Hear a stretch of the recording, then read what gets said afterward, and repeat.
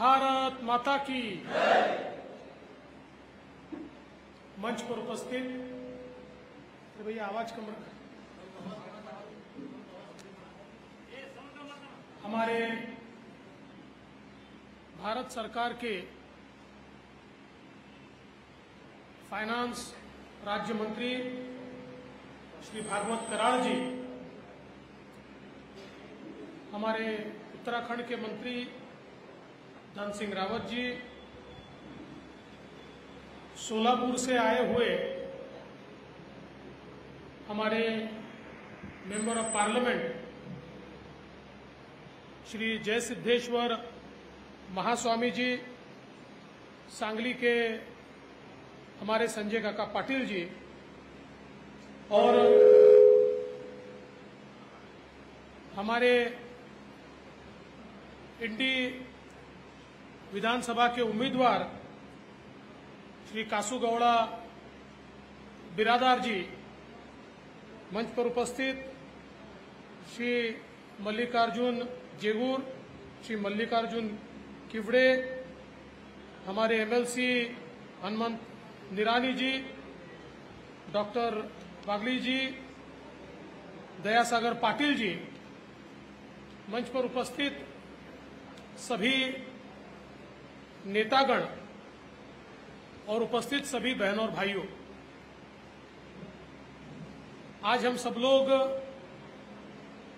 यहां पर उपस्थित हैं हमारे कासूगौड़ा बिरादार जी को समर्थन देने के लिए।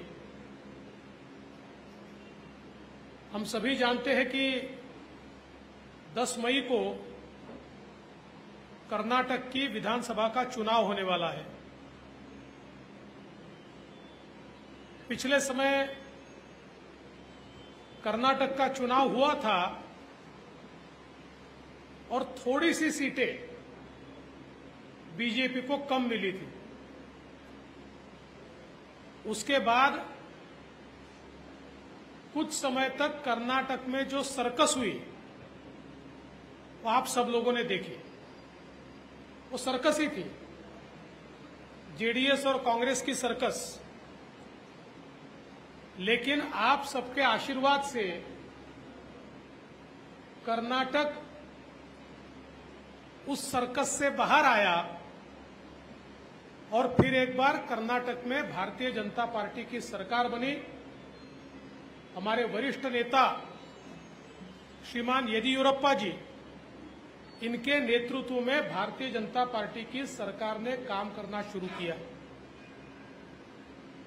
और विशेष रूप से जैसे ही डबल इंजन की सरकार आई,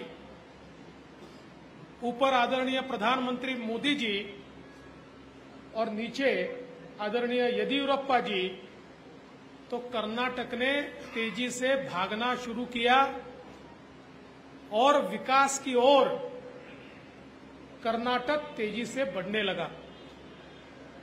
येदियुरप्पा जी ने जिस समय ये कहा कि उम्र के कारण मैं भी मुख्यमंत्री पद छोड़ना चाहता हूं, और फिर उन्हीं के सजेशन पर उस समय भारतीय जनता पार्टी के हमारे वरिष्ठ नेताओं ने, प्रधानमंत्री जी, हमारे अध्यक्ष जी, हमारे अमित भाई, इन्होंने बसवराज बोम्मई जी को मुख्यमंत्री पद की कमान दी और हम सबने देखा कि लगातार कर्नाटक में विकास की ओर जाने का सिलसिला जारी रहा। आज देश में मोदी जी की सरकार ने पिछले 9 वर्षों में भारत को पूरे तरीके से परिवर्तित किया है।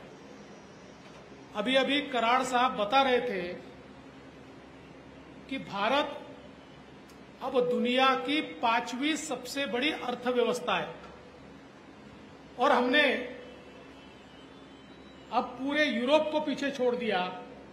जर्मनी हो, फ्रांस हो, इंग्लैंड हो, ये सारे देशों को पीछे छोड़ दिया और मोदी जी के नेतृत्व में 2030 में भारत दुनिया की तीसरी सबसे बड़ी अर्थव्यवस्था होगी।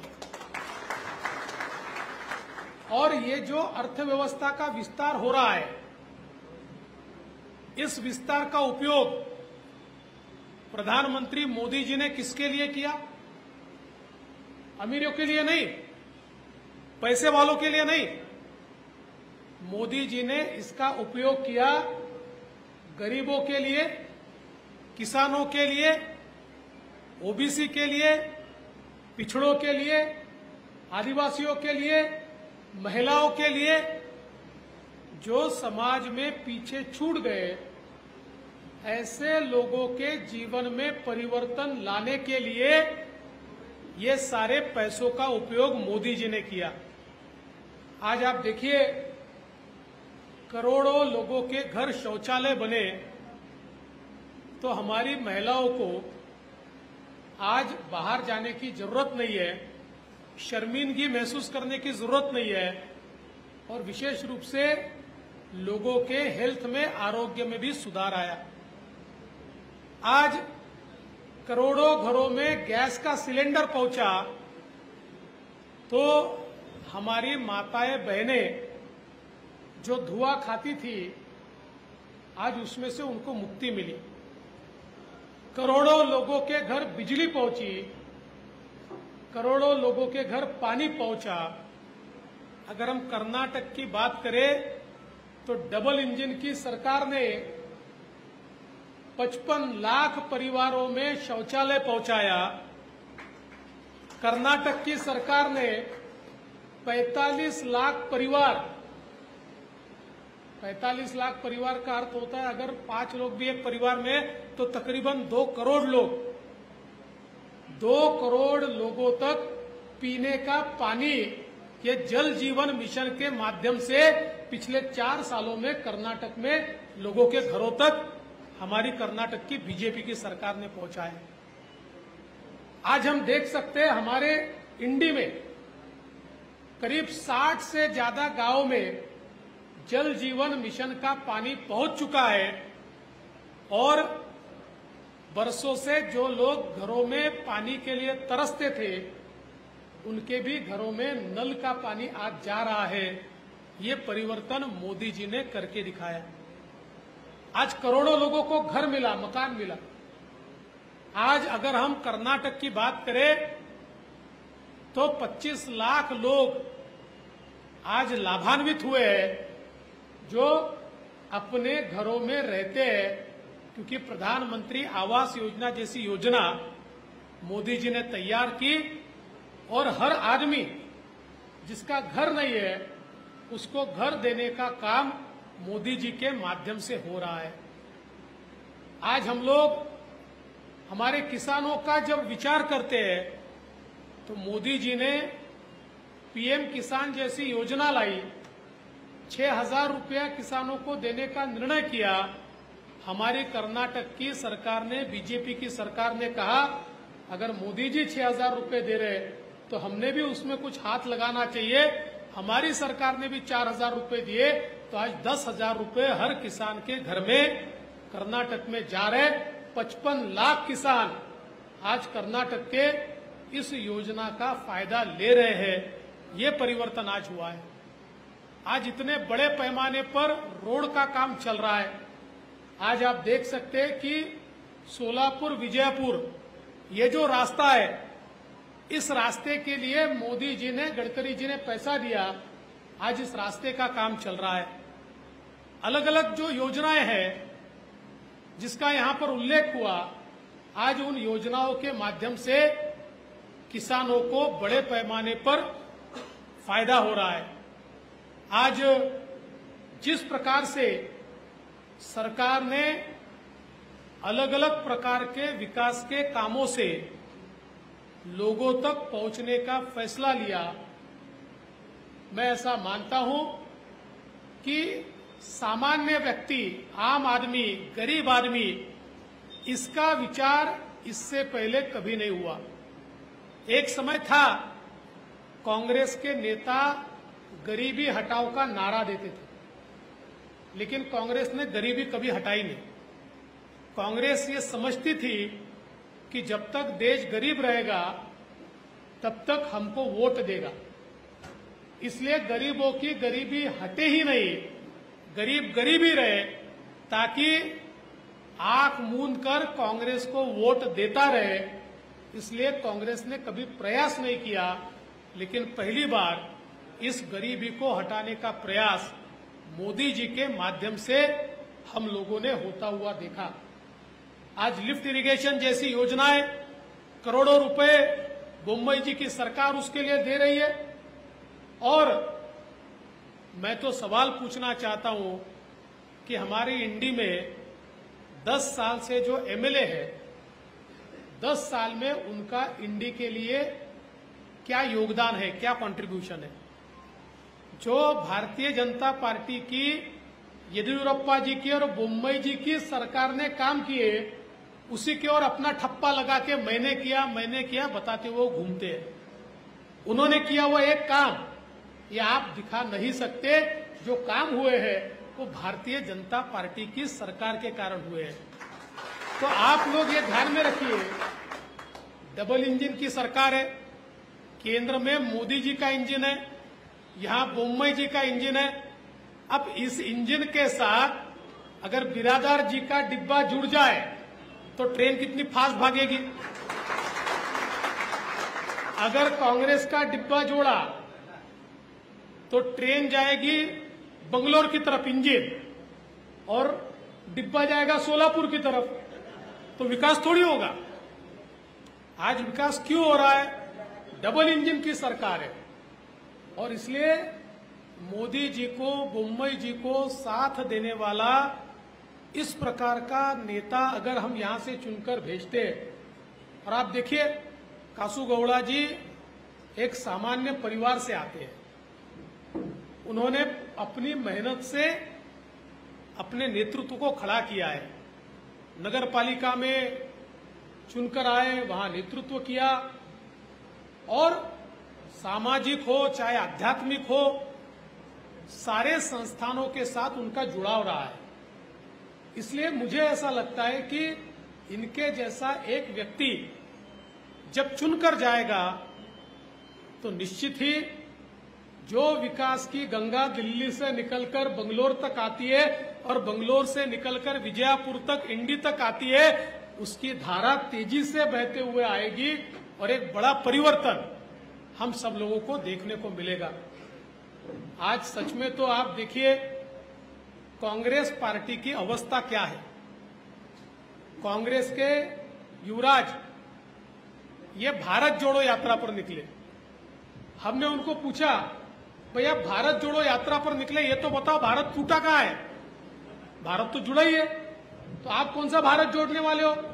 ये कोई भारत जोड़ो यात्रा नहीं थी, ये तो कांग्रेस को जोड़ो यात्रा थी। लेकिन भारत जोड़ो यात्रा के बाद कांग्रेस तोड़ो यात्रा हो गई, कांग्रेस में से लोग निकल कर चले गए। और देखिए क्या अवस्था है। आज कर्नाटक के कांग्रेस के नेताओं की अवस्था क्या है। मल्लिकार्जुन खड़गे जी को कांग्रेस का अध्यक्ष बनाया। आपको लगता है उनको कोई अधिकार है? कोई पूछता है? खड़गे जी को कोई पूछता नहीं है। हमने तो देखा किस प्रकार की ट्रीटमेंट उनको मिलते, पता नहीं आपने देखा कि नहीं देखा, पर हमने देखा। मल्लिकार्जुन खड़गे जी के साथ राहुल गांधी ने जो किया, तो इस प्रकार से इतने ज्येष्ठ नेताओं को अगर राहुल गांधी इस प्रकार से अपमानित करते हैं, और यहां तो अवस्था क्या है, यहां सिद्धरमैया जी, इनको तो लग रहा है कि मैं मुख्यमंत्री बन गया। अभी वो ऐसे काम कर रहे हैं, ऐसा बोल रहे हैं। अभी परसों उन्होंने जिस प्रकार से लिंगायत समाज के बारे में अपशब्द कहे, मानो पूरा का पूरा लिंगायत समाज, वो ऐसा मानते सिद्धरमैया जी कि पूरा समाज भ्रष्टाचारी है। ये इतना बड़ा समाज, बसवण्णा के प्रिंसिपल पर चलने वाला समाज, जो बसवण्णा हमारे भगवान, जिन्होंने पहली बार दुनिया को लोकतंत्र क्या होता है ये दिखाया, और आज उस समाज को इस प्रकार से इतना नीचा दिखाना, ये चुनकर आने से पहले इस प्रकार का व्यवहार कर रहे हैं। गलती से चुनकर आ गए तो क्या व्यवहार करेंगे, इसका भी विचार कीजिए। खैर ये चुनकर नहीं आने वाले, क्योंकि इनमें लड़ाई चालू है। डीके शिव कुमार उनकी टांग खींच रहा है, वो उनकी टांग खींच रहे हैं। ऊपर से खड़गे जी बोलते हैं मैं तो अध्यक्ष ही हूं, मैं ही आके यहां पर मुख्यमंत्री बनने वाला हूं। तो ये सब इनका चलता रहेगा, लेकिन इनके ख्वाब 10 तारीख को टूटेंगे, जब पूरा कर्नाटक मोदी जी को, बोम्मई जी को, भारतीय जनता पार्टी को वोट देगा, और पूरे बहुमत के साथ। क्योंकि आपको पता है कुमार स्वामी जी तैयारी बैठे सर्कस करने के लिए। वो बोलते मेरे 10 भी आ गए तो मैं ही सर्कस का घोड़ा हूं। लेकिन कुमार स्वामी जी भले ही तैयार बैठे हो, मैं उनको भी बताना चाहता हूं, हमारे कर्नाटक के लोगों को ये ध्यान में आया है कि टूटी फूटी मैंडेट देकर कर्नाटक का नुकसान होता है। इसलिए इस बार पूर्ण बहुमत के साथ भारतीय जनता पार्टी की सरकार कर्नाटक में बनेगी, और आप लोगों का आशीर्वाद मिलेगा तो उस सरकार में एक एमएलए के रूप में हमारे कासू गौड़ा जी भी बैठेंगे और आपके लिए विकास का काम करेंगे। इसलिए आपका आशीर्वाद उनको दीजिए, इतना ही निवेदन करता हूं और अपने शब्दों को विराम देता हूं। जय हिंद।